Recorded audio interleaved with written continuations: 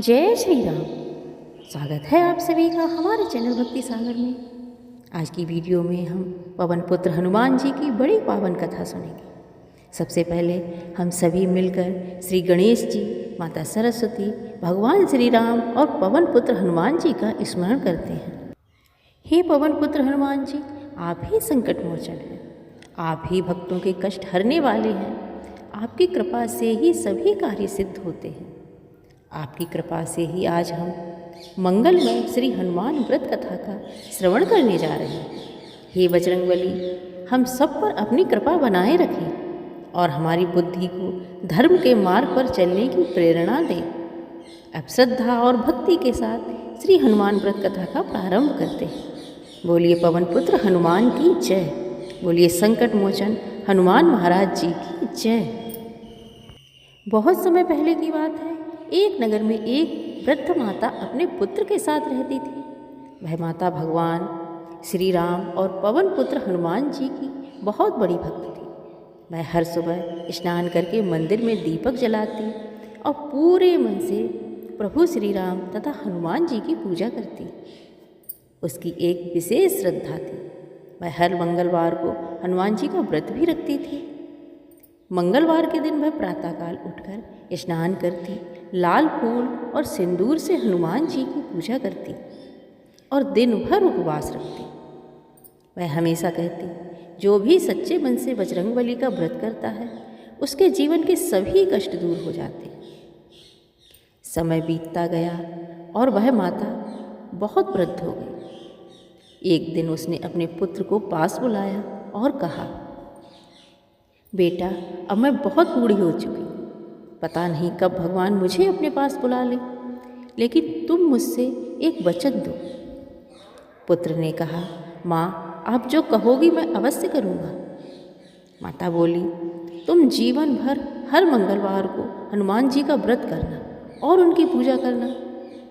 पुत्र ने तुरंत अपनी माँ को वचन दिया। कुछ समय बाद वह माता इस संसार को छोड़कर भगवान के धाम चली गई। माँ के जाने के बाद पुत्र बहुत दुखी हुआ, लेकिन उसने अपनी माँ को दिया वचन निभाने का निश्चय किया। अब वह हर मंगलवार को स्नान करके हनुमान जी की पूजा करता, व्रत रखता और मंदिर जाकर प्रसाद चढ़ाता। समय बीतने के साथ उसका विवाह हो गया। उसकी पत्नी को पति का हर मंगलवार का व्रत रखना अच्छा नहीं लगता। वह कहती, हर हफ्ते व्रत रखने से क्या फ़ायदा, इससे घर का काम भी रुकता है। लेकिन पति ने कहा, यह मेरी माँ की अंतिम इच्छा थी और मैं इसे कभी नहीं छोड़ूंगा। एक मंगलवार को जब पति पूजा करने जा रहा था, पत्नी ने उसे रोक दिया। वह बोली, आज तुम व्रत मत रखो। लेकिन पति ने विनम्रता के साथ कहा, मैं काम भी करूँगा और व्रत भी रखूँगा। उस दिन उसने पूरे श्रद्धा भाव से हनुमान जी की पूजा की। उसकी सच्ची भक्ति देखकर पवन पुत्र हनुमान जी प्रसन्न हो गए। उस रात हनुमान जी एक साधु के रूप में उसके घर पहुँचे। उन्होंने दरवाज़ा खटखटाया। पत्नी ने दरवाज़ा खोला। साधु ने कहा, बेटी, मैं बहुत भूखा हूँ, क्या मुझे थोड़ा भोजन मिल सकता है? तो पत्नी ने कहा, यहाँ कोई भोजन नहीं है, कहीं और जाओ। इतने में उसका पति वहाँ आ गया।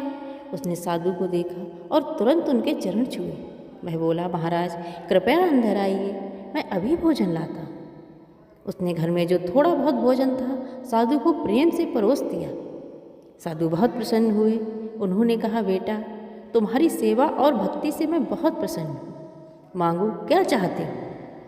भक्त ने हाथ जोड़कर कहा, मुझे धन या वैभव नहीं चाहिए, बस इतना आशीर्वाद दीजिए कि मैं जीवन भर भगवान श्री राम और हनुमान जी की भक्ति करता रहूं।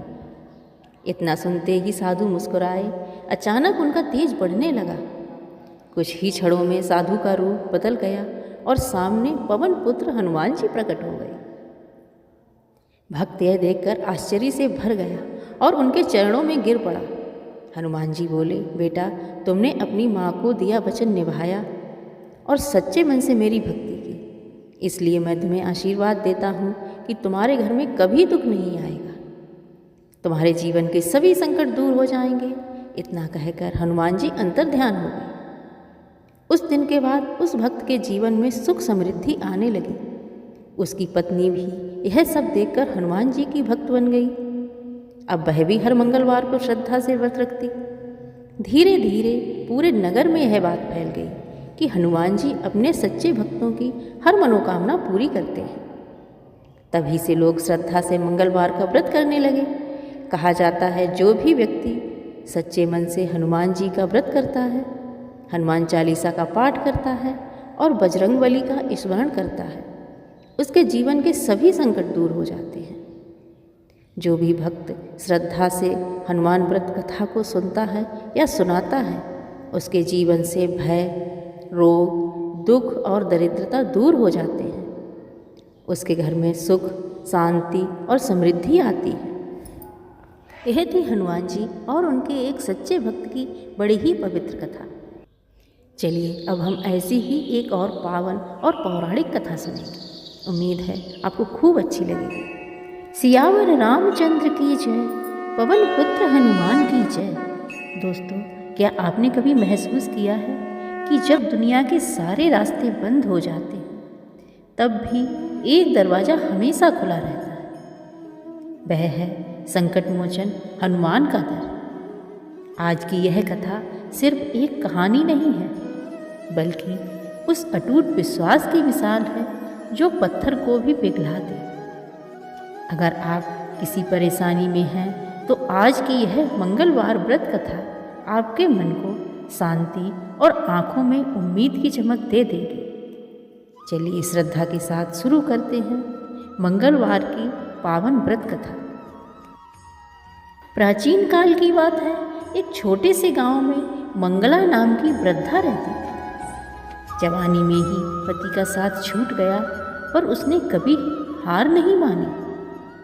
उसने हनुमान जी से मन्नत मांगी कि उसे एक पुत्र रत्न की प्राप्ति हुई, जिसका नाम उसने रखा मंगलू।